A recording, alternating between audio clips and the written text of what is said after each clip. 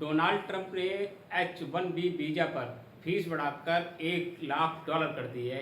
अगर देखा जाए तो भारतीय रुपयों में 88 लाख डॉलर, जो अभी तक लगभग 5 से 6 लाख रुपए थी। इसी पर राहुल गांधी ने प्रधानमंत्री मोदी के ऊपर एक तंज कस कर दिया है कि अब तक के सबसे कमज़ोर प्रधानमंत्री हैं जो अमेरिका के आगे झुक रहे हैं। खड़गे ने भी मोदी जी की तारीफ नहीं की, उन्होंने भी मोदी जी को एक कमज़ोर प्रधानमंत्री कहा है। आइए देखते हैं कि क्या होता है H-1 वीज़ा और कैसे ये भारतीयों के लिए लाभकारी होता है। H-1B वीज़ा एक नॉन इमिग्रेंट वीज़ा है। यह वीज़ा लॉटरी के जरिए दिए जाते रहे हैं, क्योंकि हर साल कई सारे लोग इसके लिए आवेदन करते हैं, जिसे यूएस कंपनियां स्पेशलाइज्ड स्किल वाले विदेशी प्रोफेशनल को हायर करने के लिए इस्तेमाल करती हैं, जैसे कि IT, engineer, medical science, finance, architecture जैसे स्किल वाले प्रोफेशनल को ये वीज़ा दिए जाते हैं। आखिर किन को मिलता है ये H-1B वीज़ा और किसके लिए है? उन लोगों के लिए जिनके पास स्पेशल नॉलेज और कम से कम बैचलर डिग्री या इसके समकक्ष कह सकते हैं बराबर अनुभव हो। और कौन अप्लाई कर सकता है?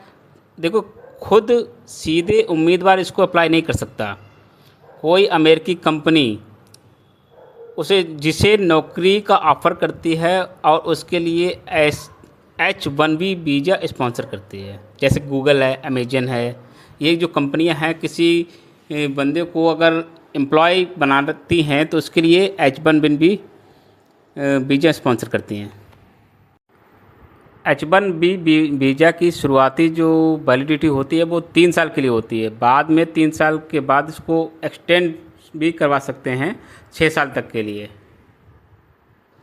हर साल लगभग 85,000 नए H-1B वीज़ा जारी होते हैं।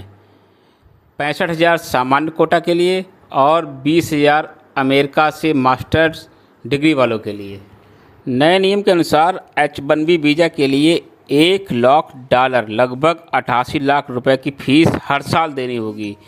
यह फ़ीस नए आवेदनों और मौजूदा वीज़ा धारकों के रिन्यूअल दोनों पर देनी होगी। यह फ़ीस 21 सितंबर 2025 से लागू होगी और 12 महीनों के लिए प्रभावी रहेगी, जब तक कि इसे बढ़ाया ना जाए। कंपनियों को इस भुगतान का प्रमाण रखना होगा। यदि भुगतान नहीं किया गया तो याचिका को अमेरिकी राज्य विभाग या होमलैंड सुरक्षा विभाग रद्द कर देगा।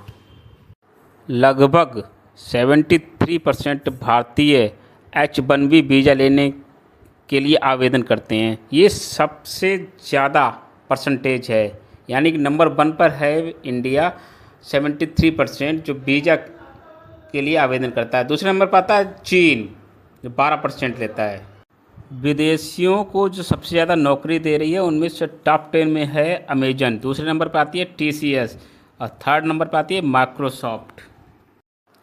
H-1B वीज़ा का फ़ायदा क्या है आखिर? क्यों इसकी डिमांड ज़्यादा रहती है? नंबर 1, अमेरिका में रहकर काम करने और अच्छी सैलरी पाने का मौका।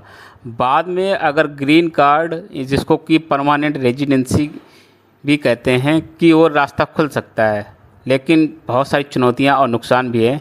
लॉटरी सिस्टम, हर योग्य को वीज़ा नहीं मिल पाता, किस्मत पर निर्भर रहना पड़ता है। कंपनी बदलना बड़ा मुश्किल हो जाता है, क्योंकि वीज़ा कंपनी टाइड होता है, यानी कि जो टाइड अप होता है कंपनी और वीज़ा में, और हर साल इसकी डिमांड रहती है। डोनाल्ड ट्रंप ने कहा कि यह वीज़ा प्रोग्राम खास तौर पर धनी विदेशियों के लिए है, ताकि वे $10 लाख देकर अमेरिका में रहते हुए काम कर सके। उन्होंने यह भी कहा कि अमेरिका सिर्फ टैलेंटेड लोगों को ही वीज़ा देगा, ना कि ऐसे लोगों को जो अमेरिका की नौकरियां छीन सकते हैं। ट्रंप ने 19 सितंबर को H-1B वीज़ा को लेकर नए नियमों में बदलाव से जुड़े ऑर्डर पर साइन किए थे। Hire an American, and that's the point of immigration. Hire Americans and make sure the people coming in are the top people.